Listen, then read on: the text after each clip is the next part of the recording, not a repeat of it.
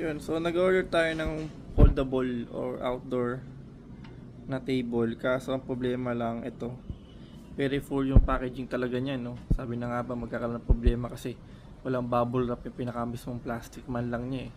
So pinagsama-sama nga lang, yun nga lang, ito damage na siya. Cute, sayang. Ito pa yung kabila oh. Yek. Ayan, so ito sana yung ating ito lamesa, no? Kaso cute siya, no? Yan.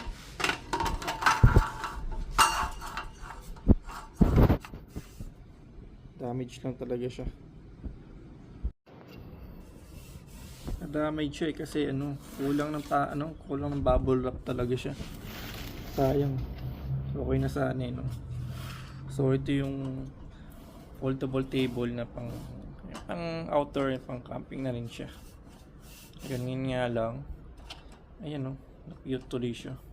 Pero na-chat ko na si seller sa Shopee. Papalitan na lang natin to, no?